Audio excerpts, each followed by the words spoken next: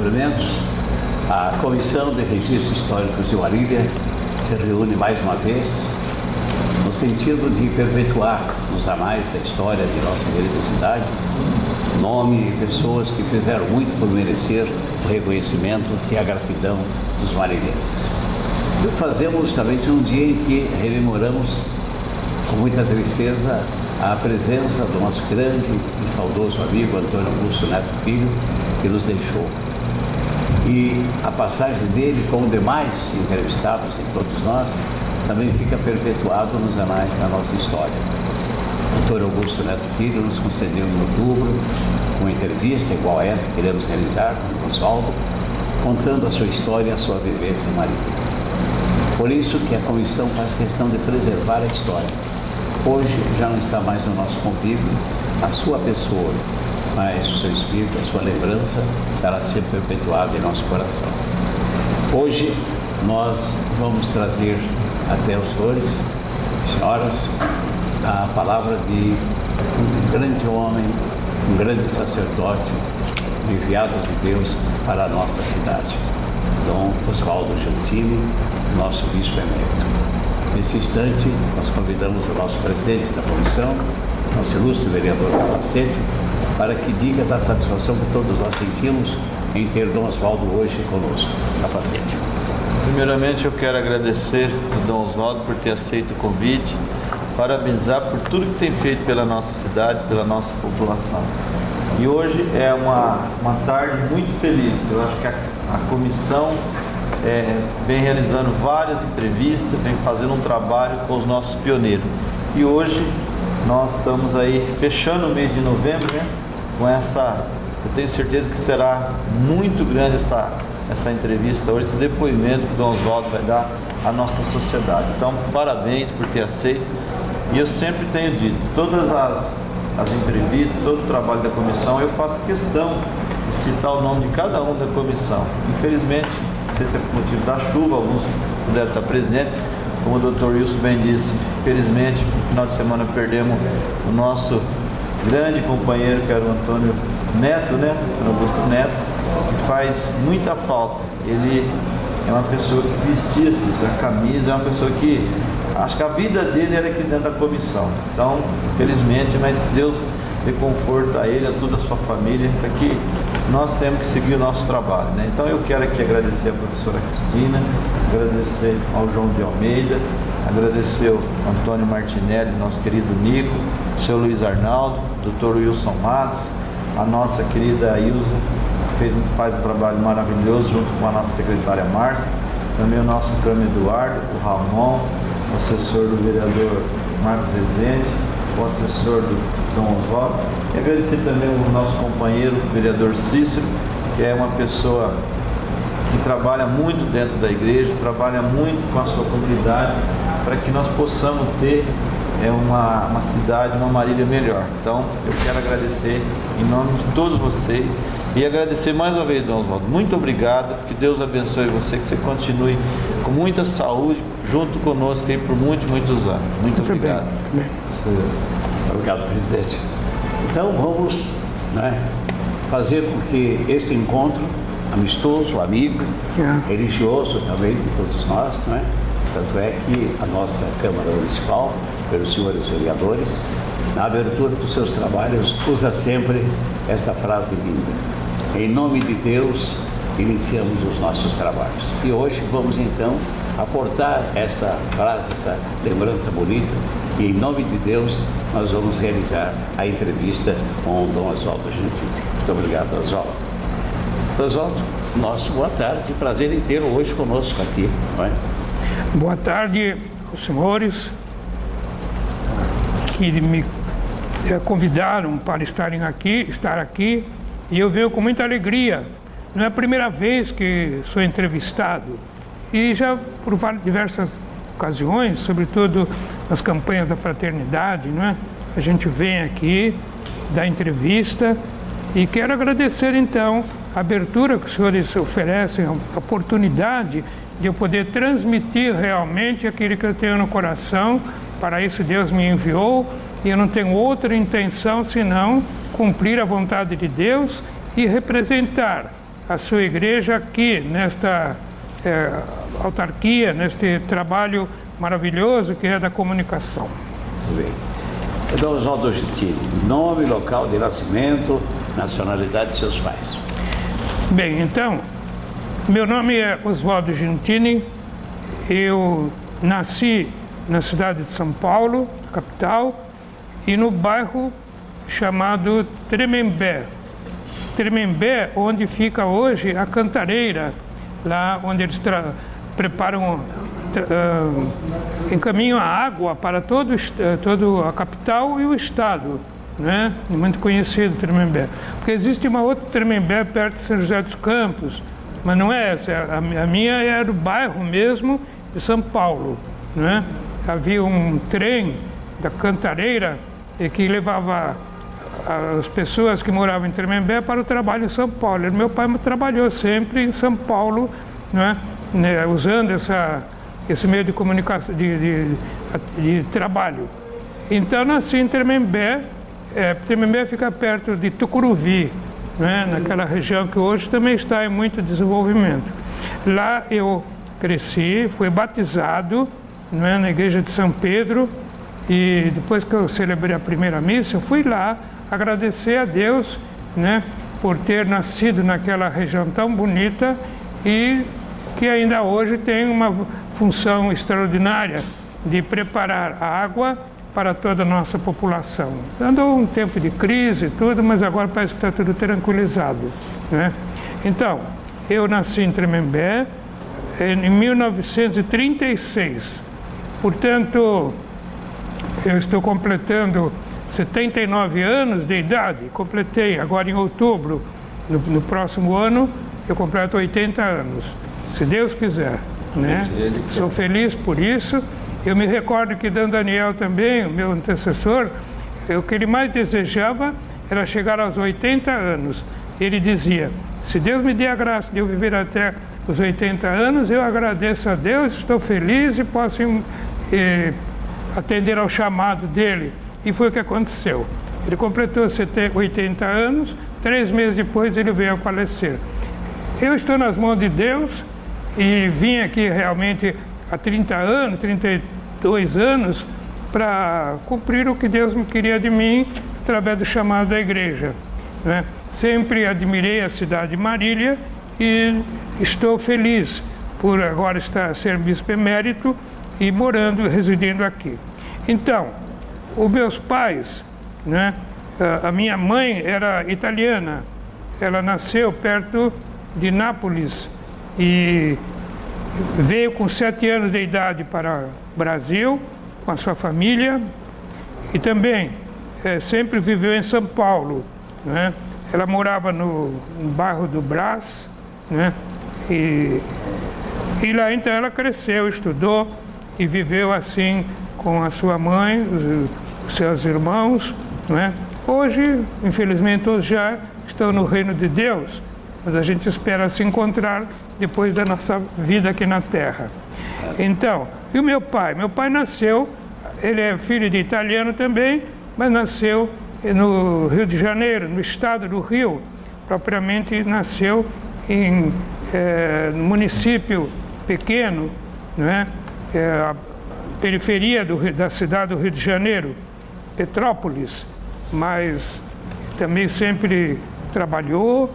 Eu já visitei várias vezes onde ele viveu, em Petrópolis, e depois então, depois de casado, ele veio residir na capital. Nós moramos primeiramente no bairro do Belém, né, em São Paulo, e lá então eu cresci, entrei na escola e vivi assim, muito feliz, né? Eu acho que Deus me agraciou muito na vida, fazendo que, sobretudo, eu sentisse esse chamado de Deus. Então, a minha mãe é italiana, meu pai é filho de italiano, e eu me identifico muito, naturalmente, com essa origem deles, né? Porque também a providência de Deus que quis que assim fosse, eu não escolhi nada. Quando a gente nasce, a gente não sabe, não vai escolher nem pai, nem mãe, nem lugar.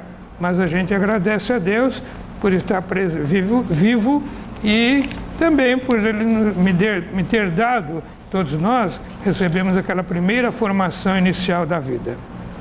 Em nome de seus irmãos, Dom Oswaldo. Então, nós éramos 6 irmãos, né, lá em São Paulo. Tinha uma irmã que está com 86 anos, é a mais velha, inclusive ela está residindo aqui em Marília, né?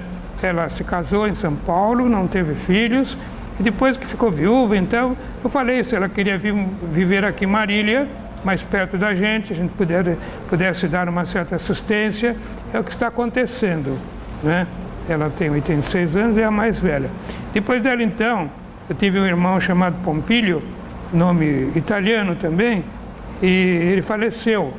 Problema, assim, que ele teve, né? Faleceu praticamente novo ainda, não tinha 70 anos, mas cumpriu a sua missão, era muito inteligente.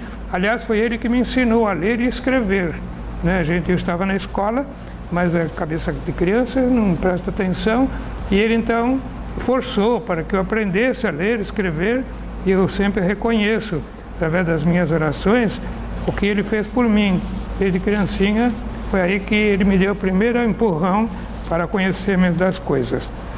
Depois tem outro irmão chamado Dirceu, inclusive ele esteve aqui várias vezes, é o terceiro de casa, né? Mora em São Paulo, trabalha lá, e depois tem depois sou eu, né? O quarto filho. Após a mim tem um irmão, né? O Adilson, que mora em São Paulo também, perto de Santo Amaro, e finalmente tem o mais novo, chamado Rubens, mas ele já faleceu também. Ele morava em Santa Catarina e depois então deixou a família lá e morreu, né? Então, tenho parentes no céu e aqui na terra. Eu agradeço a Deus por ter essa família assim de fé, e que sempre acreditamos em Deus e vivemos, se Deus quiser, até o fim da vida. Esses são os meus irmãos, a quem eu quero bem, e rezo todos os dias por eles. A sua infância e juventude, como foi na época em São Paulo? Então, minha infância foi muito simples. Eu tive a graça de viver bem com os meus irmãos, meu pai e minha mãe, né? Mas era uma criança, assim, que se entrosava com as meninos e meninas da rua, né? Naquele bairro, um bairro muito Belenzinho, se chama ainda hoje, muito tranquilo, e eu era feliz, muito feliz lá. Depois, então, eu fui crescendo, né? A minha infância, eu acredito que foi a minha infância feliz, porque desde criança fiz aquilo que as crianças gostam de fazer: brincar, estudar, rezar, né? Minha família era nessa caminhada toda. A minha irmã era muito inteligente, então ela ia à frente, assim, da casa, né? E o meu irmão também, o segundo da família. Depois tem o terceiro, depois eu sou o quarto. Quer dizer que eu fui orientado pelos meus irmãos mais velhos também. Então eu sinto muita importância, muito importante a gente ter uma família assim, mais ou menos numerosa, porque não só o pai e a mãe é que nos educam, mas também os irmãos nos levam para frente, e a gente os tem como modelos de vida, sabe? E as brincadeiras da época do Oswaldo? E os colégios que o senhor estudou? Lá no centro do bairro de Belenzinho, existe uma escola, antigamente se chamava Grupo Escolar Amadeu Amaral. E lá eu ingressei e fiquei 5 anos estudando nesse Grupo Escolar Amadeu Amaral. Fui muito bem na escola, os professores me queriam muito bem, e nunca revelei a eles que eu queria ingressar no seminário. Aliás, nem pensava nisso, né? Eu seguia simplesmente a família, e aquilo que os irmãos mais velhos faziam também eu ia fazendo. Depois queria ingressar no ginásio, aí foi nessa ocasião, então, que já era adolescente e comecei a sentir assim, algo mais importante. Será que eu vou ficar a vida inteira trabalhando, e estudando, e vivendo aqui? Não há alguma coisa assim mais que me empenhe mais na vida? E foi aí então que parece que Deus me chamou internamente. Eu quis realmente começar o serviço de Deus, né? Eu, como criança, eu senti que Deus queria que eu ficasse padre. Então, não foi ninguém que me empurrou, que me incutiu na minha cabeça essa missão sacerdotal. Pelo contrário, né? Entrei porque eu quis. Eu tinha 11 anos quando eu pensei nisso. 11 anos. Estava no final do curso primário, conversei com o meu pároco, né? Um padre que está vivo ainda, mora em São Paulo, padre Rubens Amadeu dos Santos, e então ele logo me introduziu na igreja, me fez coroinha. Naquele tempo existiam os coroinhas, né? Exato. Agora tem os ministros da Eucaristia, mas naquele tempo era tudo criança. Então, eu fui coroinha com vários jovens, vários adolescentes, e assim ele me conduziu para o seminário. O meu seminário era em São Roque, pertencia à Arquidiocese de São Paulo. São Paulo não queria ter seminaristas menores lá na cidade. Ele achava melhor levar para o interior, onde a gente pudesse receber uma vocação mais direta, mais própria, né? Então, foi o que eu vivi. Vivi 8 anos no seminário menor, né? E depois, então, passei para o seminário maior, que fica no Ipiranga. Esse seminário maior, ele acolhia jovens de todas as idades e de todo o Brasil. Era realmente o seminário central. E foi muito bom para mim, porque eu fiquei conhecendo muita gente de outros lugares que eu nem imaginava, né? Então, abriu um horizonte muito bonito. E assim, eu pude fazer uma caminhada para o sacerdócio. Agora, você pode me perguntar assim, do que eu gostava de brincar quando criança? Exato. Né?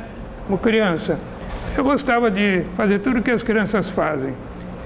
Andar, nadar no rio, porque lá embaixo, no bairro que eu morava, passa ainda o Rio Tietê, né? Então as crianças iam lá brincar, né? Graças a Deus eu não me afoguei enquanto esteve lá. Mas eu gostava de ir lá nadar, jogava bola, né? Jogava, não sabia jogar, mas eu entrava no campo, né? E brincava com toda a criançada. Naquele tempo, as crianças parece que eram mais unidas, né? Havia as turmas, né? Então a gente passou uma infância assim, muito feliz. Ainda hoje, aqueles que eu reconheço que eram do meu tempo de criança, eles estão todos assim, com mais idade, 80 anos, 75. E eu vejo assim que é uma graça de Deus a gente poder viver bastante, a gente vê o alongamento da vida, o sentido da vida. Não é só como criança, adolescente, mas é a vida toda que vai crescendo. E então, viver como uma criança normal. Depois, ao entrar no seminário, é que eu despertei também. Porque lá eu vi o mundo de crianças, de jovens, e pude me entrosar com todos eles, né? Nunca tive dificuldade, de modo algum. Muitos colegas meus também ingressaram no seminário, mas de todos aqueles que ingressaram, só 2 estão hoje, são bispos até. É do Antônio Gaspar, que era lá do centro, né, bispo auxiliar do cardeal, e depois ele foi ser bispo, né, de uma diocese assim, mais do interior. Mas ele me acompanha também, porque éramos do mesmo tempo. E eu, né, ficamos bispos trabalhando pela igreja, mas o resto, todos os outros deixaram o seminário, não chegaram ao final da vida, que eles queriam ser padres, porque há vários motivos, né? Você entra no seminário, mas ele percebe depois que não é isso que Deus quer dele, então ele sai, né? Num sentido de coerência, não tinha vocação, então ele sai, né? Então foi isso aí que aconteceu comigo na minha infância e na minha juventude. Foi nessa juventude que eu então senti a vocação e ingressei no seminário. Exato. Então, é a data, assim, o início dessa atividade religiosa, o senhor lembra quando deu o início? Eu terminei o curso primário em 1948, né? E em 49 que eu ingressei no seminário. Foi em fevereiro de 49, né? Eu me lembro que uma turma grande de crianças, adolescentes, se reuniram na estação e então nos encontramos. Eu admiro como é que Deus me deu a graça de poder conviver. Uma criança assim de 12 anos, entrar num mundo de gente e não desanimei, não fiquei com medo, pelo contrário, né? Comecei a conhecer muita gente lá e sobretudo os professores, né? Todos padres. Então havia alguns de São Paulo que iam e só lecionavam e depois voltavam. Havia um médico também que acompanhava a gente. Então, os meus professores foram pessoas excelentes, escolhidas pelo cardeal para dirigir a formação dos seus seminaristas. No meu tempo, entramos no mesmo ano, mais ou menos 40 jovens, 40 crianças. E agora, hoje, há só 2 que estão na vida ativa, né, atuando como padres. Eu e o Dom Gaspar. Os outros todos estão numa outra vida, como Deus os chamou. Então, os meus professores marcaram a minha vida realmente. Eu devo a eles Todos os professores eram padres, mas havia alguns depois, quando eu fui para a filosofia, que eram pessoas, um estudo assim, menos eclesiástico, mais humano. Então eles também iam de São Paulo para o seminário para formarem os seminaristas. Tínhamos lá um professor que era médico também, e que ele nos instruía muito, preparava para a vida, orientava. E eu tenho muita gratidão com essas pessoas. E a teologia, quando o senhor decidiu, né? O senhor falou no estudo da filosofia e a teologia. Em 1956 eu iniciei o curso de teologia em São Paulo, no Ipiranga, né? É um seminário que ainda hoje existe, né? E que acolhe os seminaristas de São Paulo. Eu era de São Paulo, capital. E lá então eu fiz 3 anos de filosofia, né? Que é um curso reconhecido pelo governo. Depois 4 anos de teologia, né? E nesses 4 anos eu tive uma parada também. Eu quis ver se realmente eu tinha vocação ou era só uma ilusão de criança. E felizmente, então, Deus me mostrou, não, que eu queria mesmo ser padre.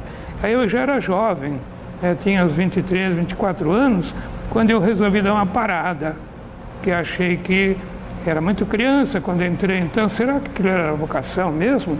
Então, o padre achou que eu devia dar uma parada e parei, e depois voltei, né? Em 1963 é que eu me ordenei padre, né? Foi uma vocação assim bem normal, vivida com muita intensidade, obedecendo sempre o chamado de Deus. E alguém da sua família influenciou para que o senhor fosse padre? A minha família nunca me influenciou, pelo contrário, eu que insistia, né? Porque meu pai era um operário de São Paulo, então ele achava que não tinha condições de manter um filho no seminário. Tinha todos os outros estudando, trabalhando, e agora eu iria para fora. Mas eu insisti que eu queria ir mesmo. Então ele permitiu, né? Me acompanhou até, mas naturalmente houve dentro de mim uma mudança, né? Morar com a família é diferente de morar, vamos dizer, num colégio cheio de seminaristas, de jovens, professores. Então a gente com isso cresceu e pude chegar até esse ponto, né, de ser ordenado sacerdote.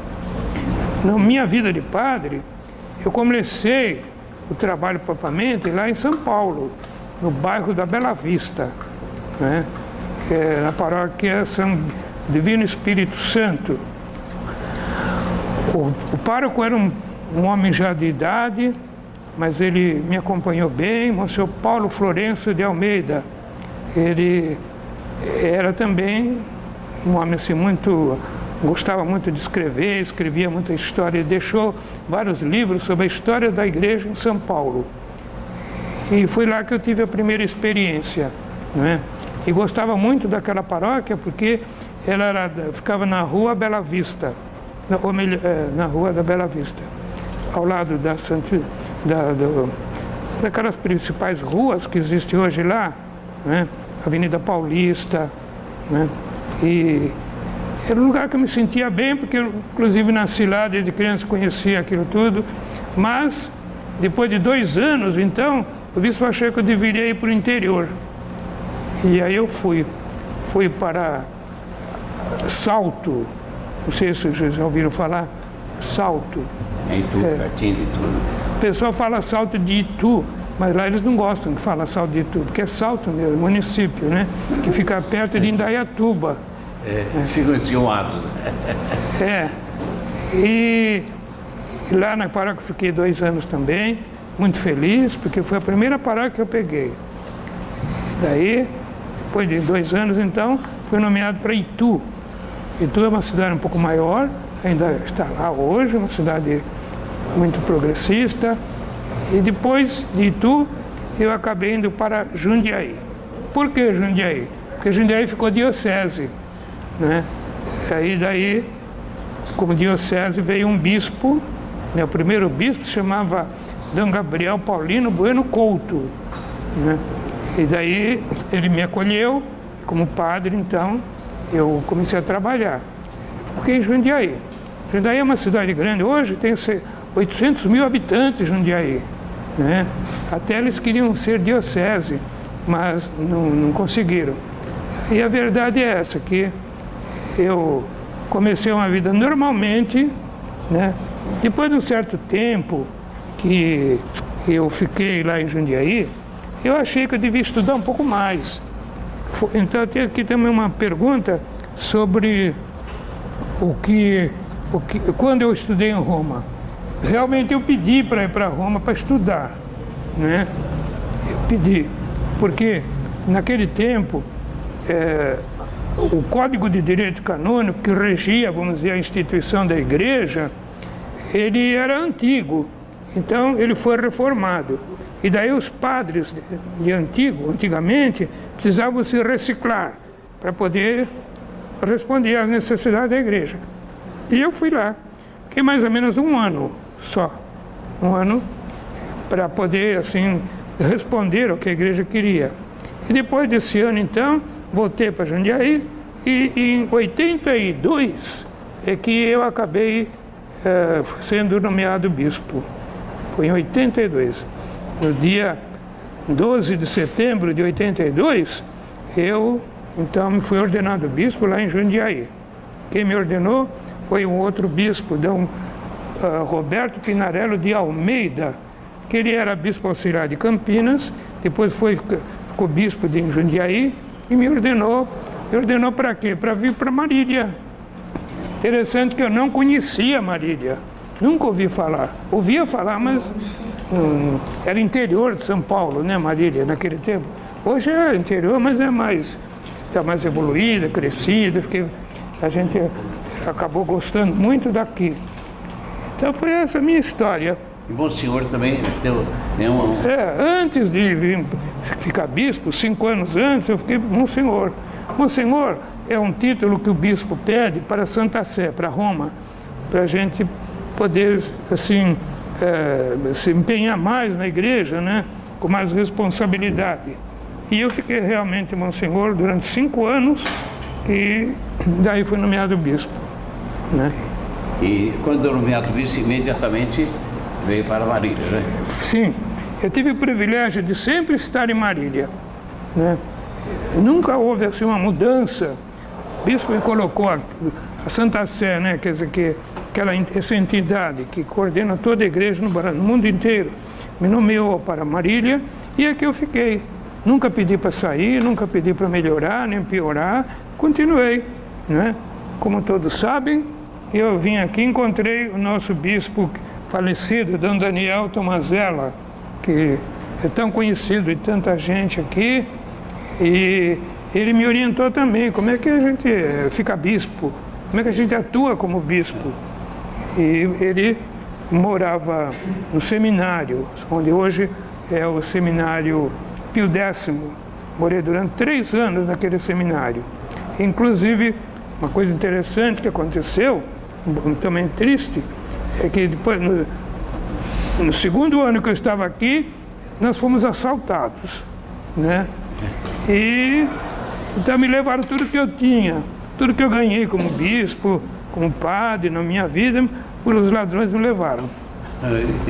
E daí então eu senti que realmente Deus me queria despojado, né? Que eu não me apegasse a nada, porque o que eu tenho a gente procura encaminhar, dar, né? Acontecimento para mim foi em novembro de 82. Eu vim aqui em setembro, em novembro aconteceu isso. Eu era para estar presente numa paróquia e o padre adoeceu. Então eu voltei para Marília e nessa volta o ladrão estava lá. Pegou a mim, pegou o Dom Daniel, os outros padres que estavam aí também. Então nós fomos despojados de tudo que tínhamos, o dinheiro, anel, cruz, tudo. Tudo que tinha um certo valor eles me levaram. Mas não fez falta. Pelo contrário, eu vi nisso um sinal de Deus que fui obrigado a me desapegar de todas essas coisas, né? Esses embaraços que a gente vai carregando a vida toda. Exato. Dom Daniel, bom, o senhor na comunidade de Marília, quando o senhor veio, tinha muitos problemas, muitos desafios, né? Que a igreja costuma enfrentar, e o senhor como bispo, né? Podia fazer esse trabalho. Olha, como bispo, a minha grande preocupação aqui, bom, primeiramente eu fiquei 10 anos trabalhando com Dom Daniel, 10 anos, 5 anos como bispo auxiliar e 5 anos como bispo cooperador. A diferença de auxiliar é que eu estou a serviço de que ele precisa, que ele pede. Cooperador é aquele que vai substituir o bispo quando ele não puder mais atuar. Então foi isso que eu fiquei 10 anos assim nessa preparação. No 10º ano fui nomeado bispo diocesano, né? Desde 92. Estou aqui muito feliz agora, né? Mas Dom Daniel é que marcou realmente a minha caminhada. Ele morava muito tempo aqui, Dom Hugo estava ainda vivo, então a gente percebeu como é que a diocese caminhava. A minha preocupação sempre foram duas.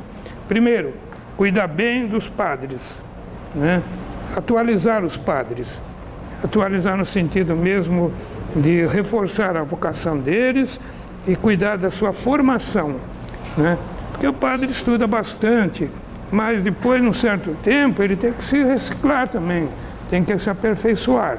E a minha preocupação foi essa.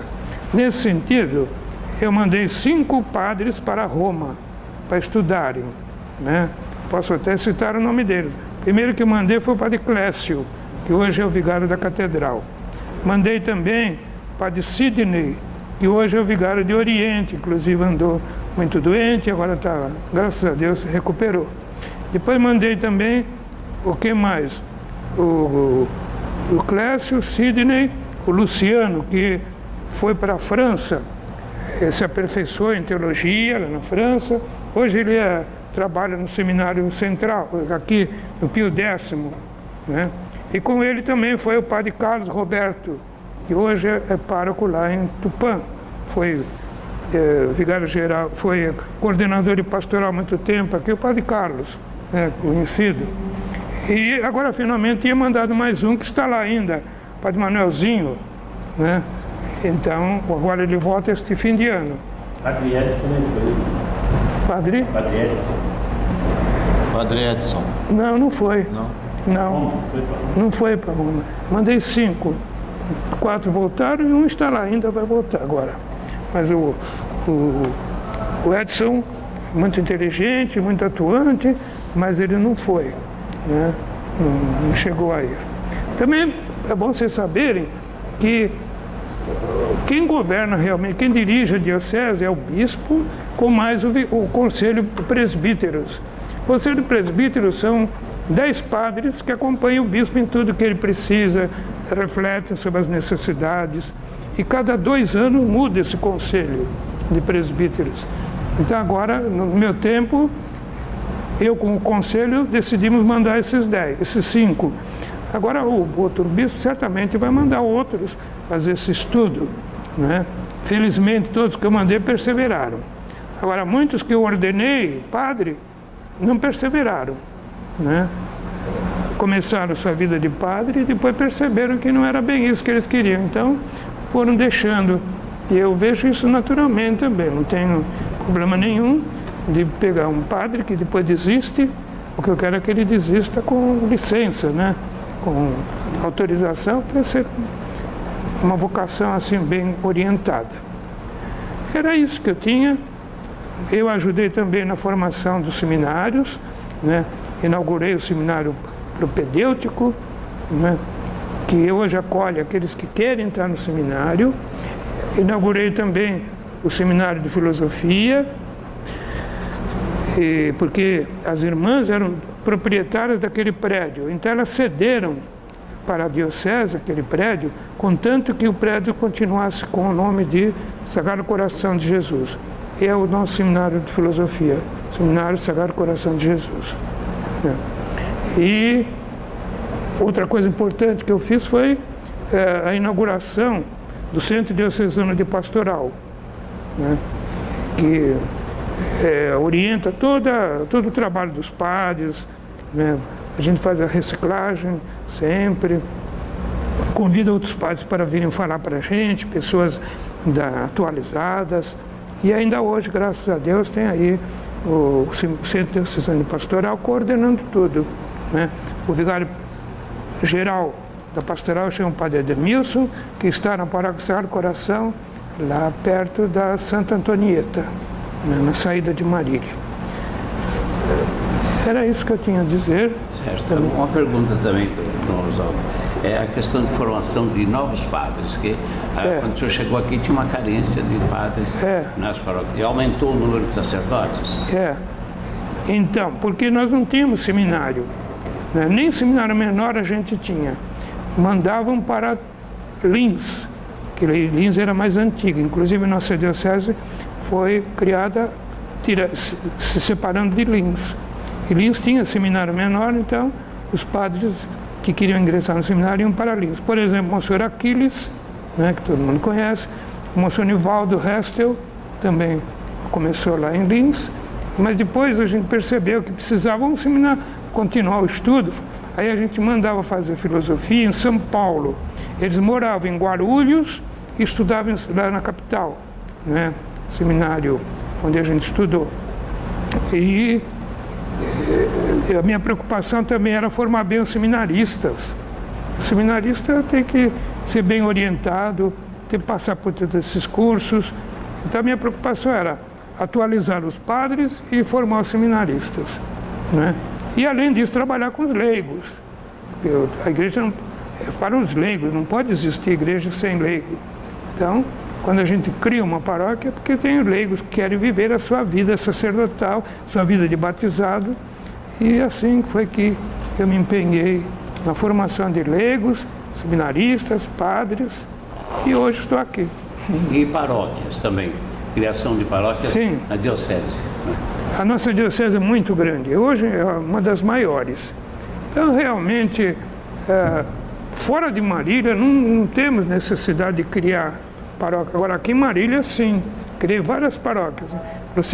Inclusive, hoje nós temos 15 paróquias aqui. Então, criamos a paróquia Sagrado Coração de Jesus, a paróquia Santa Antonieta, a paróquia Nossa Senhora Mãe da Igreja, depois a paróquia Maria, Igreja do Padre Edson, né? Sagrada Família, e agora, ultimamente, aquela paróquia lá da saída de Marília, né? Do Padre Danilo, que assumiu. Então, criamos assim, umas 4, 5 paróquias. Paróquias que continuam o trabalho da gente, né? A paróquia o padre que faz tudo na paróquia. Então a minha preocupação era não deixar o povo sem padre. Mas infelizmente a cidade, ou felizmente a cidade cresce mais do que a gente imagina. Então hoje está crescendo, está havendo uma expansão enorme. Agora a gente fica sabendo que aquele lado do norte de Marília, né, do município, vão criar mais de 1.000 casas. 3.000 casas. 3.000 casas. É uma futura paróquia, isso aí, né? 3.000 casas vai dar umas 10.000 pessoas. Então, a gente tem que pensar nisso, né? Exato. E criei, a minha preocupação era também nunca deixar o povo sem padre, sem missa, né? Além das paróquias do interior, né? Porque o interior não cresce muito, então uma paróquia só às vezes faz todo o trabalho, né? Exato. Agora, o senhor então deixou de exercer a função de bispo. É obrigatória essa saída do comando? Sim. Pelo direito canônico, que é o código, não é, das leis, que orienta essa instituição que é a Igreja Católica, aos 75 anos, o padre deve deixar a paróquia. O bispo deve deixar a diocese. Então, ele escreve uma carta ao Papa dizendo: completei o meu tempo de ministério, então peço que o senhor nomeie outro no meu lugar. Foi o que eu fiz, né? Aos 75 anos, fiz o pedido e 2 anos depois de ter feito o pedido, é que ele então nomeou o meu sucessor, que é D. Luiz Antônio, que está aqui, né, na Marília, assumindo o meu trabalho. Fiquei muito feliz por ele ter vindo para cá, mas foi obrigação, porque eu acho que eu não teria pedido livremente, né? Eu pedi porque a igreja pede para a gente pedir. Então, ela ordena, mas é improvidencial isso. Senão a gente fica de idade, começa a querer dirigir a diocese já com uma certa idade, e não dá certo, porque os padres são novos, então eles querem ideias novas também, querem, né, progredir na vida, no sentido de ministério, de serviço, e foi isso que me fez pedir. Agora faz 2 anos que eu estou fora já, como bispo emérito. A palavra emérito, diria assim, é aposentado, né? Quer dizer que mereceu estar desse jeito porque trabalhou bastante pela igreja, pela instituição, e foi o que aconteceu comigo. Há 2 anos que eu estou nesta vida. O que eu faço como bispo emérito? Eu atendo todos os pedidos que as paróquias fazem, eu não crismo mais, não ordeno mais, não faço visita pastoral como eu fazia antigamente. Antigamente, vamos dizer, de quinta a domingo eu estava sempre em algum lugar, alguma paróquia fora. Agora não. Então, se o padre pede, você pode celebrar uma missa em tal lugar, vou. Você pode fazer uma palestra aqui, vou. E pode ajudar numa outra paróquia, o padre está doente, vou. Tudo que eles pedem a gente faz, mas sem nomeação. Não sou obrigado. Que nem agora atualmente, o que eu estou fazendo? Eu estou ajudando o padre aqui da paróquia de Nossa Senhora Nossa Senhora da Glória, né? Porque estou morando num apartamento que é da diocese, que fica bem ao lado da paróquia. E Nossa Senhora da Glória era uma paróquia muito famosa, do Monsenhor Toffoli, né? Foi ele que levantou essa nova igreja tão bonita que vocês têm aqui. Então, hoje estou trabalhando desse jeito. Atendo de manhã as pessoas que me procuram, inclusive muitos procuram para se confessarem, né, durante a manhã. Atendo às 9 ao meio-dia, estou sempre aí. E à tarde a gente estuda, a gente lê, a gente visita e também cuida um pouco mais da saúde. Muito bem, né? Importante, né? A gente tem que cuidar da própria saúde. Exatamente. Né? Aliás, o Dom Oswaldo gostava de fazer um Cooper, né? Eu também fazia ali, estava se cruzando, né? Agora eu não vi mais o senhor lá fazendo aquela caminhadinha na Esmeralda. Nem Cooper dá mais para fazer, né? Porque a perna da gente já não aguenta mais. Sim. Mas eu faço aí a terapia intensiva, né? E toda semana eu vou para Garça também, fazer acupuntura e tomo os raios laser para fortalecer os ossos. Enfim, procuro estar em condições, mas infelizmente a idade vai avançando. Quem tem mais idade aqui pode dizer se realmente é ou não é assim. Não é uma questão que a gente queira ou não queira, né? A gente está sujeito a isso. Exato. A vinda a Marília foi uma escolha do senhor? Não foi não. Não foi escolha minha não, mas eu já vim aqui direto, fui nomeado, porque Dom Daniel pedia sempre um auxiliar. E ele pediu que eu viesse para cá e eu vim e até hoje estou aqui. Graças a Deus se deu bem, né? Eu quero aproveitar e saudar o nosso presidente, né, dos vereadores aí, né? E sempre foi meu amigo, continua sendo. Ele dá a graça de estar aqui hoje também, essa entrevista, e eu acho que É muito bonita a presença dele e dos senhores também, né, que é o A gente que agradece. encarregado aqui desse trabalho. Dom Oswaldo, quase o senhor mencionou aí, a gente ficou emocionado quando o senhor mencionou que quando o senhor foi lá para o seminário, né, o seu pai o acompanhou, né? Sim. Né, etc. Que mensagem o senhor ele deixou de exemplo para a família, para os seguidores, para os amigos, para os parentes? Olha, para dizer a verdade, eu senti muito a ida para o seminário, porque eu era um menino de rua, assim, também. Gostava muito das crianças, da turma, e eu gostava da escola, mas tudo lá, naquele bairro, né? E depois, quando eu vou para o seminário primeiro que era outro ambiente isolado, longe da capital, né, em São Roque. Então eu senti muita diferença. Mas eu nunca achei que eu devia sair do seminário, né?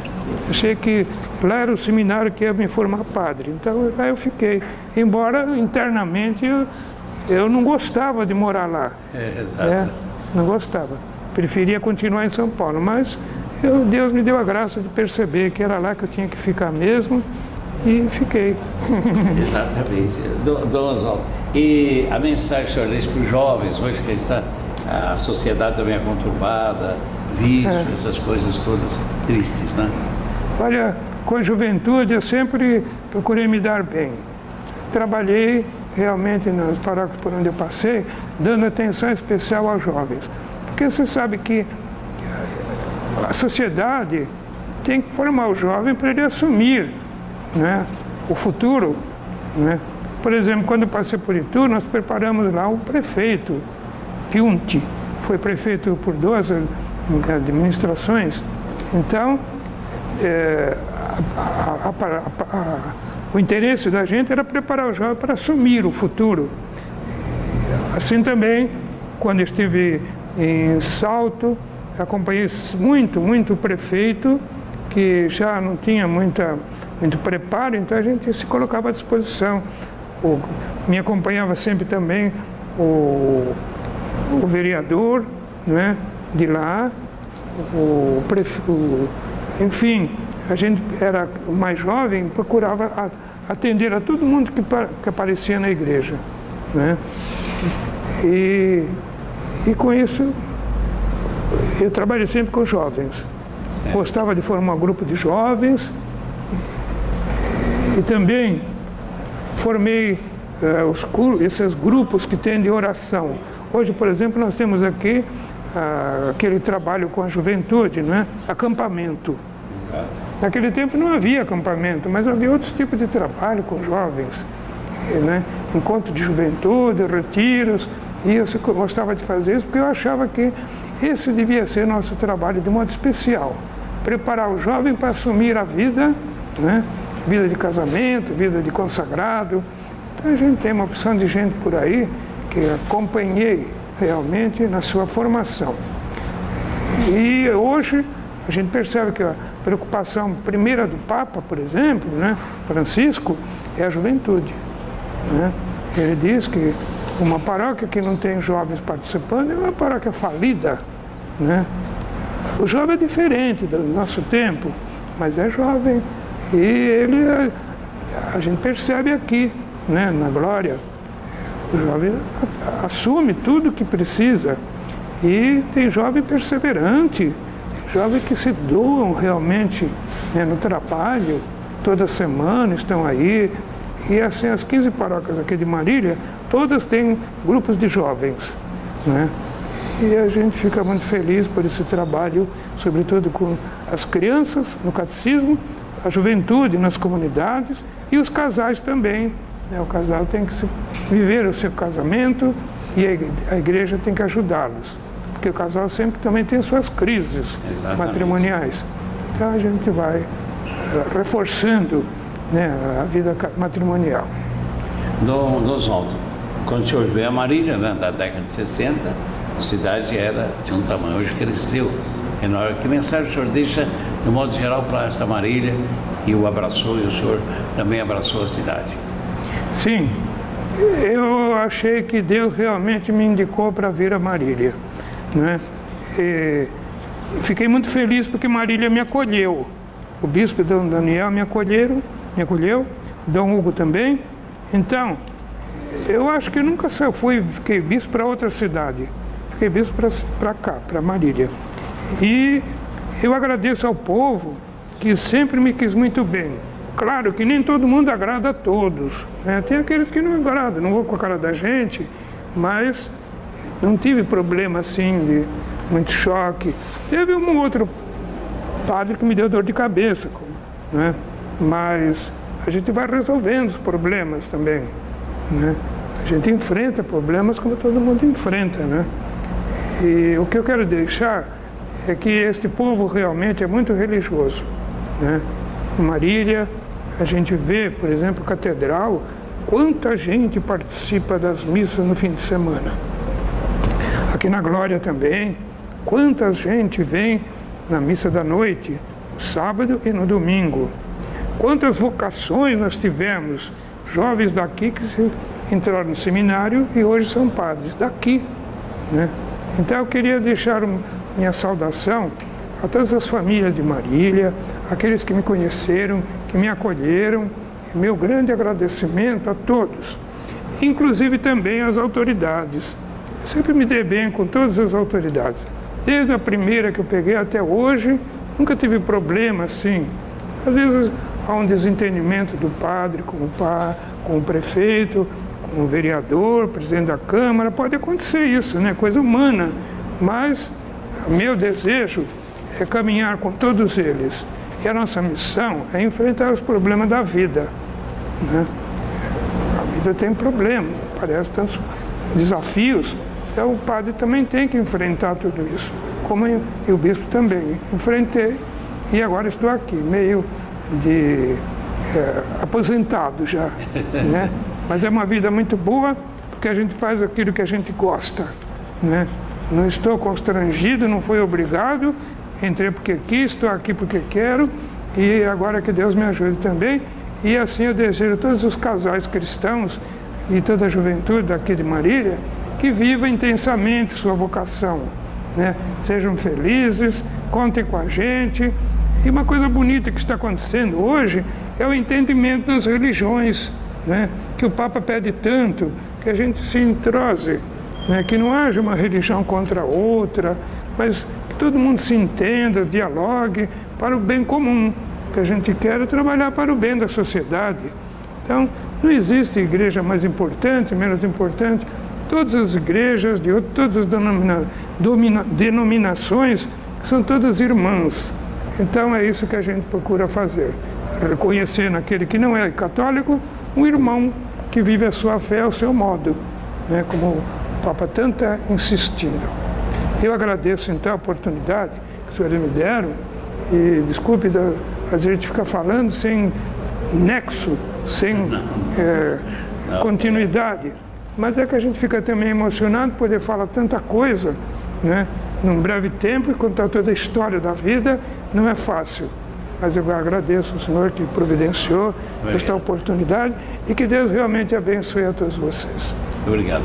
Nosso presidente Oswaldo Piantini, né, que nos deu hoje esse depoimento histórico para Marília. Nos anais, a gente destaca a Atividade Eclesiástica, Diocese de Marília, foi nomeado em 30 de abril de 87, entrou no dia 9 de dezembro de 1992, enfim, é uma carreira maravilhosa, religiosa, uma bênção de Deus termos, né, um bispo assim, de uma magnitude, de uma bondade, né? Nós que convivemos com ele durante todo esse período na catedral, jamais notamos qualquer ato que pudesse censurá-lo. Pelo contrário, todos os atos dele, religiosos, de pessoa, foram sempre elogiados por todos. Senhor presidente.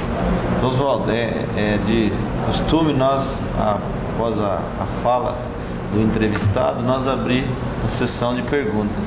Então eu quero iniciar pelo senhor Luiz Arnaldo, vou fazer pela mesa e depois eu passo para o pessoal. Senhor Luiz Arnaldo. Primeiro expressar aqui minha satisfação, meu orgulho de poder estar aqui hoje diante de um santo, porque todas as atitudes que Dom Oswaldo tomou na diocese, que nós podemos como católicos nós acompanhamos, tudo leva a crer que nós estamos diante de um santo. Muito bem. Segundo, eu gostaria que o senhor comentasse um pouco essa nova fase da igreja, que é o terço dos homens que tem acontecido em todas as sim. paróquias. Tá bem. Então, aquilo que antigamente a gente achava que era quase que normal, o homem não participar da igreja, não entrar na igreja, não rezar o terço, eu acho que é por obra do Espírito Santo que fez com que os padres começassem a se interessar por esse aspecto. E eu vejo, por exemplo, em toda parte existe esse esforço de congregar homens que rezam o terço toda semana. Aqui, por exemplo, na paróquia, toda segunda-feira, às 8 horas da noite, os homens estão reunidos aí para a recitação do terço. São muitos homens que se encontram. Eu sei que lá no Nordeste o número é muito maior, né? E inclusive esse costume da reza do terço veio de lá, né? E eu acho que é o Espírito Santo que vai suscitando esses trabalhos, porque antigamente havia o tal do cursilho de cristandade, né? O senhor é desse tempo, né? É, o ECC, né? O ECC também.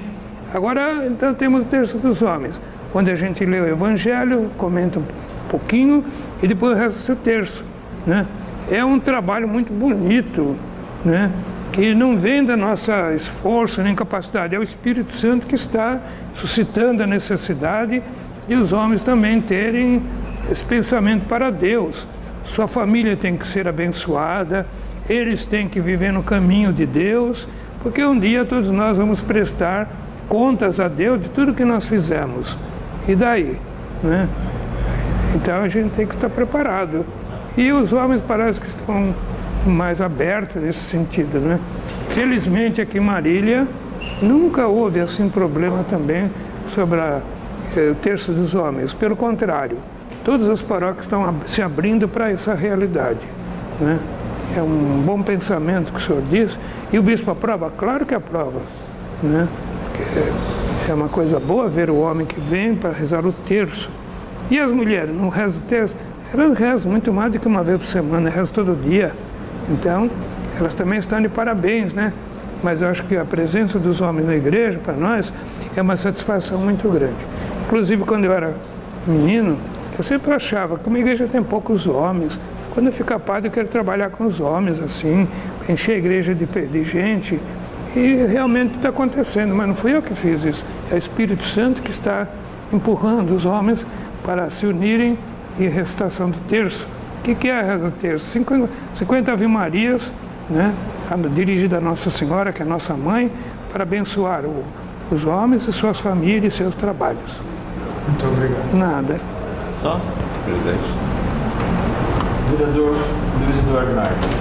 Primeiro, saudar nosso grande e sempre pastor, Dom Oswaldo, acima de tudo, de uma generosidade e compromisso que tem de evangelizar, de cuidar da Igreja Católica, da Diocese aqui de Marília, com tanto brilho, com tanta humildade durante esses anos todos, atendendo a todos, os mais simples, enfim. E eu acho que realmente a Comissão de Registros Históricos teria necessariamente, se nós quisermos preservar e contar no futuro a história de Marília, a importância do depoimento do Dom Oswaldo, sem sombra de dúvida. Eu tenho por ele um apreço fora do comum. Eu realmente tenho um respeito e uma admiração muito profunda. Sempre o tive como modelo de religiosidade, eu repito, de pastor mesmo, que pacifica, que cuida das pessoas, que cuida de tanta gente nesse período que esteve à frente aqui.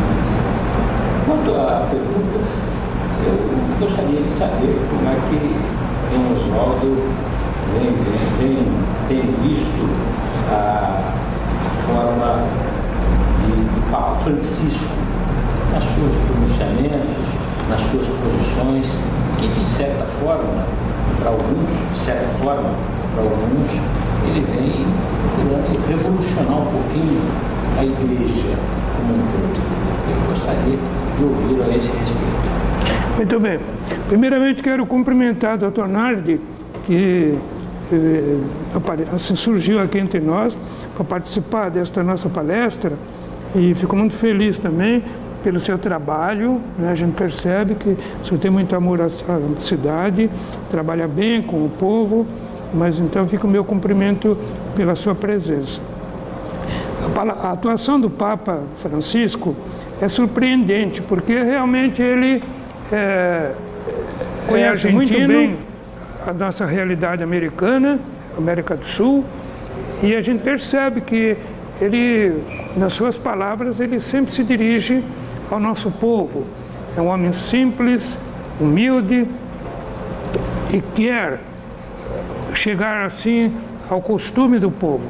Sua palavra não é uma palavra de intelectual, como aconteceu, né, com outros papas que nunca passaram por paróquias, por diocese. O Papa Francisco, não, ele era pároco de Buenos Aires.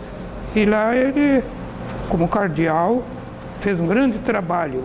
Mas o trabalho dele principal era com a periferia, né? E ele dá muito valor ao que o povo deseja. E ele, como Papa, olha para esse povo, não só de Buenos Aires, da Argentina, mas de todo o mundo. Então, ele não tem restrição nenhuma quando ele é convidado a qualquer parte do mundo. Até na Rússia, agora a gente está sabendo que ele está tramando a sua visita, né? Porque, como ele diz, ele é um homem de oração, um homem de espiritual. Então, todo mundo tem esse aspecto espiritual da vida. E todo mundo precisa de uma palavra. E eu vejo o Papa Francisco como um homem assim, bem do povo. E fala palavras profundas, atualizadas. Por exemplo, agora, dia 8 de dezembro, ele vai celebrar a festa de Nossa Senhora Imaculada Conceição, mas ele também vai inaugurar o chamado Ano da Misericórdia. Então, o que ele acha que está faltando no mundo é a misericórdia. Misericórdia das pessoas, das autoridades, né? Misericórdia quer dizer ter compaixão daquele irmão que está passando necessidade. Então, dia 8 de dezembro, começa agora o Ano da Misericórdia, o Ano Santo da Misericórdia, que vai até a festa de Cristo Rei no fim do ano que vem. Então, o Papa realmente, ele é um homem que, vamos dizer assim, ele vive a realidade do nosso povo. Você veja como ele se apresenta, ele nunca usa aquela roupa de Papa, está sempre aquela batina branca, né? Em todo lugar que ele vai com aquele mesmo hábito, né? Branco. Significa a pobreza dele. Ele se identifica com os mais necessitados. Eu acho que... E depois ele vê também a importância da vida matrimonial. Inclusive agora ele vai mexer no Código de Direito Canônico, que era tão sério no sentido de casamento. Ele vai abreviar um pouco esses problemas que surgem no casamento para acertar a vida dos casais, né? Muita gente que sofre muito essas separações, desejo de outra união. Então, como fazer tudo isso? Então, claro que o casamento vale para sempre, mas às vezes há um empecilho, um impedimento aí. Então, o Papa quer que os padres trabalhem bem com isso e saibam acolher os problemas do casamento, sobretudo, né? Ele é um Papa que trabalha muito com a juventude, como o senhor falou, né? A juventude que tem que ser mais assistida. Então, ele insiste muito nisso. Quer dizer que eu acho que é surpreendente como o Espírito Santo chama a pessoa conforme a necessidade do tempo. Ele é um homem assim, era cardeal de Buenos Aires, mas um homem muito simples e que está agradando profundamente. É claro que alguns não concordam com ele, né? Tem alguns que acham que ele exagerou, ele exagera na sua simplicidade, mas a gente percebe que ele se torna muito mais próximo das pessoas, né? Por exemplo, antigamente o padre ficava bispo, depois cardeal e depois era logo candidato a papa. Ele acabou com isso, né? Não tem mais nada de um bispo que tem que ser cardeal, não. O bispo tem que trabalhar, né? Tem que servir. O lema do Papa é servir, né? Inclusive a mensagem que ele deixa é lavando os pés dos discípulos. Assim como Cristo lavou os pés dos apóstolos, ele quer que nós, padres e leigos comprometidos, saibamos também nos abaixar para servir aos irmãos. Eu acho que é um Papa realmente do nosso tempo, é isso que o mundo está querendo. Agora o vereador Cícero. Eu não tenho nem, primeiramente quero agradecer o convite do presidente da comissão, pelo capacete por estar aqui no dia de hoje, nessa entrevista muito bela do Dom Osvaldo. A minha caminhada cristã aprendi muito com o Dom Osvaldo, a qual sempre pacientemente de nos orientar, de aconselhar e nos dar o norte, principalmente aos trabalhos sociais e ajudar aquele que mais precisa.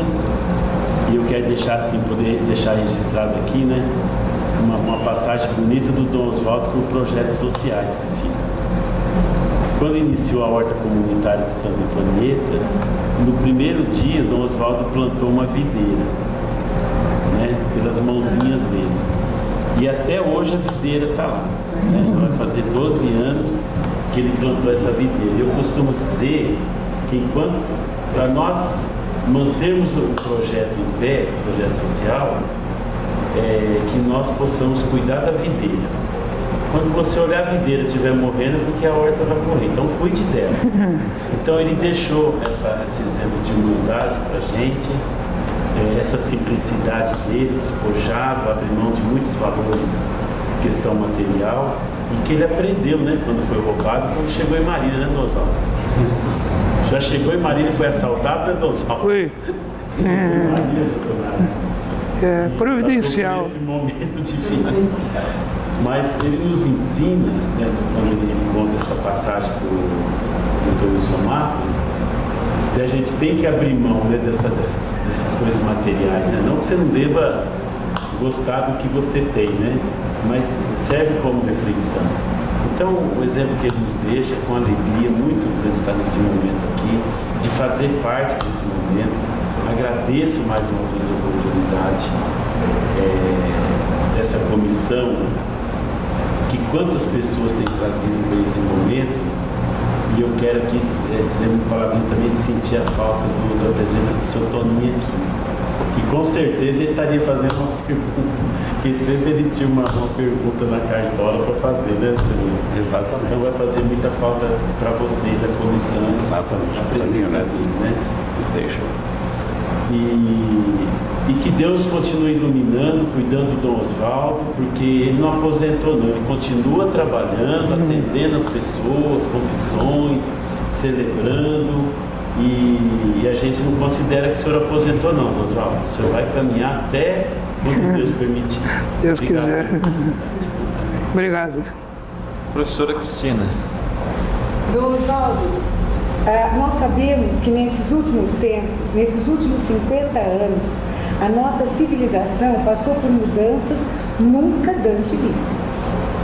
Da mesma forma, eu senti, como o senhor deve ter sentido, nós sabemos, o sopro do Espírito Santo a partir do Santo João 23, que já começou abrindo o concílio, e toda essa mudança, esse renovo do Espírito Santo na nossa Igreja Católica Apostólica Romana. Como eu tinha meus 12 anos, eu conheci, na época era o Papa João 23, me encantei com ele, como jovem adolescente que era, e continuo encantada com ele. Depois continuei meu encantamento com todos os demais papas, cada qual dentro da sua capacidade, do seu nível de conhecimento, e sempre pude sentir o sopro do Espírito Santo em cada um deles. Mas, ainda particularmente, o que mais me tocou, que deve ter sido que o nomeou, foi o João Paulo II. Foi. Então eu gostaria que o senhor dissesse alguma coisa, algo que desses novos tempos que nós temos sentido na nossa igreja. Sim. Com relação a essa mudança, esse renovo realmente que a gente sente, e também daí a volta, né, a renovação carismática católica, que trouxe essa volta dos carismas, que trouxe um avivamento muito grande para a igreja. Inclusive eu sinto, e hoje eu faço parte também da renovação carismática católica. Então eu gostaria que o senhor falasse um pouco sobre isso. Muito obrigada. Realmente, a igreja passou por um tempo assim muito grande de vivência do evangelho, preocupada com o mundo, e era no tempo de Pio XII. Quando morreu Pio XII, a gente pensava, nossa, quem que vai ser Papa? Porque Pio XII ficou um bom tempo, muitos anos assim, à frente da igreja. Daí veio João XXIII. Né? Quem imaginava que um homem de mais de 80 anos iria declarar o Concílio Vaticano II? Ele que deu a notícia que ele queria um concílio. Para quê? Dizia ele assim, eu quero abrir as portas e janelas da igreja para que todos vejam o que é a igreja por dentro e todos sejam convidados a participarem. Então, João XXIII não viveu muito, mas um idoso que percebia a necessidade de a igreja se atualizar. Daí ele veio a falecer, depois dele veio o João Paulo VI, um homem já mais intelectual, tudo, que João XXIII é santo já, né? São João XXIII. Paulo VI é beatificado já. Então, é um homem intelectual, tudo, mas fez muito bem porque ele que viveu o tempo do concílio. O que é o concílio? É a reunião de bispos representantes do mundo inteiro que percebem as necessidades atuais da igreja, em toda parte. E assim, o Paulo VI atualizou a igreja, ouvindo os bispos, reunindo lá em Roma. Foi então o grande chute que ele deu para a atualização da igreja. Primeiro foi o Papa João XXIII, depois do Paulo VI. Depois de Paulo VI veio João Paulo II, primeiro. O primeiro ficou 30 dias só, morreu, né? Então, Papa de transição. Depois veio João Paulo II, esse a gente conviveu mais, né? Inclusive, nas visitas pastorais que a gente faz a Roma, é o Papa que recebe o bispo. Então eu tive a graça de ter assim uns três encontros pessoais com João Paulo II. Eu me recordo bem que a primeira vez que eu estive com ele queria saber qual era a situação do nosso povo em relação ao trabalho. Se tinha trabalho para todo mundo, se ele ganhava o suficiente. Imagina o Papa se preocupando com a remuneração do operário, né? Daí ele perguntava, e aí, a sua paróquia é mais rural, a sua diocese? É. Então, o povo do campo tem condições de sobreviver? A preocupação dele era essa, João Paulo II. E depois ele perguntava também, e as paróquias, tem padres? Naquele tempo não tinha tanto padre assim. Então, ele queria abriu para as irmãs também, que são pessoas consagradas, né, irmãs, e confiava a paróquia para as irmãs. Tivemos várias paróquias entregues ao trabalho das irmãs. Claro que elas não podiam celebrar missa, ter de confissão, mas elas faziam catequese, organizavam a comunidade, né? E foi ele também que aceitou a renovação carismática na igreja e que hoje fez tanto bem, chamou tanta gente para a igreja, né? O testemunho que esse pessoal da renovação traz é impressionante. Eles tiveram alguns desencontros, às vezes, por causa do padre, por causa do costume, não se sentiam muito bem acolhidos. Então, a renovação carismática veio mostrar que, afinal, a igreja não é do bispo, não é do padre, é a igreja de Deus. E quem atua na igreja é o Espírito Santo. E que ele vai suscitando a necessidade da volta dos leigos para a igreja, é o que nós estamos tendo hoje, né? Felizmente, a renovação cumpriu uma missão, está cumprindo, e todo mundo se sente realmente membro dessa igreja, né? Então a senhora foi muito feliz de ter lembrado essa abertura do Papa. E esse atual Papa agora? Esse atual Papa, ele também quer continuar, né, a caminhada da igreja, só que ele não está preocupado em mostrar que a igreja é importante, a igreja é mais que as outras, não. Ele quer que todos trabalhemos pela vida e promoção da vida humana, e que todo mundo pode participar com uma vida digna e justa. Ele trabalha muito pela justiça, porque também a questão da vida, direitos humanos e justiça, muitas vezes não há uma consonância, né? Quer dizer, às vezes o padre fala uma coisa, as autoridades entendem outra, mas é preciso dialogar, precisa se encontrar, né? E que infelizmente muitas vezes acontece os desencontros, né? Mas o Papa Francisco, ele pede que nós saibamos dialogar para resolver essas arestas e trabalhar sempre para o bem do nosso povo. Nico? Deus? Márcia? Ninguém? João? Não? Bom, então nós vamos encerrar. Eu quero mais uma vez agradecer, Dom Oswaldo, por ter aceito. Pode ter certeza que esse depoimento é muito importante para a nossa comissão. E eu quero aqui agradecer ao Sr. Luiz Arnaldo, ao Dr. Wilson Matos, agradecer ao vereador Cícero, ao vereador Luiz Eduardo Nardi, ao João de Almeida, a Ilza, a Márcia, ao Eduardo, nosso companheiro também que é presente. Agradecer ao Antônio Martinelli, a professora Cristina, a professora Cília, a professora Lourdinha, a Lourdes.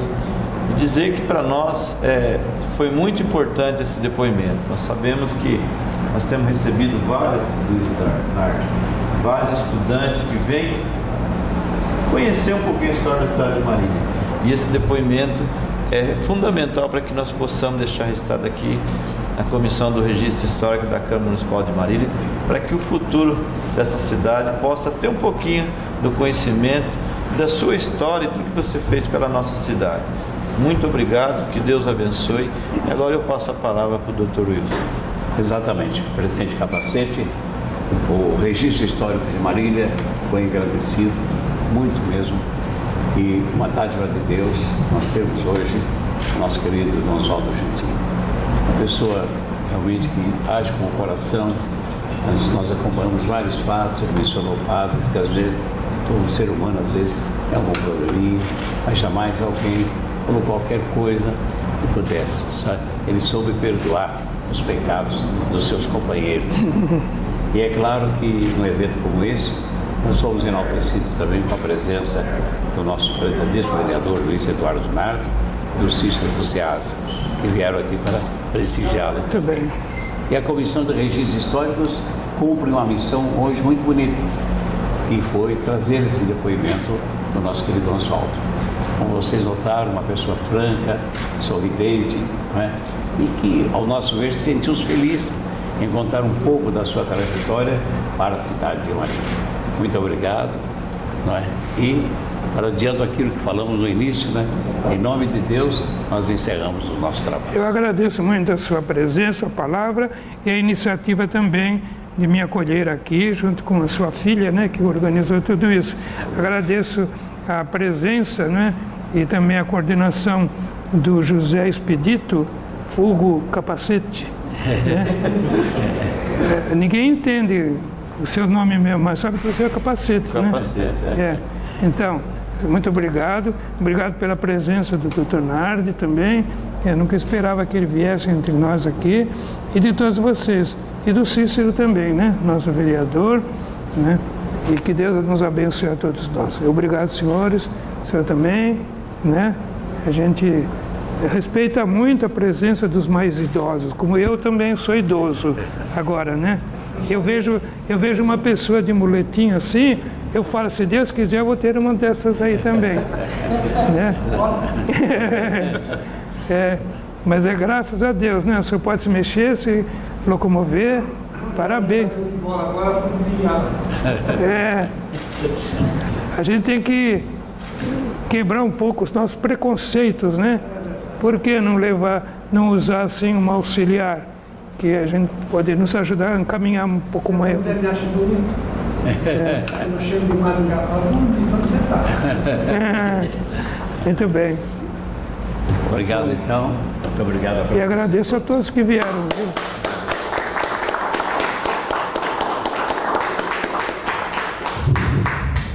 Agora vamos tirar a foto, hein?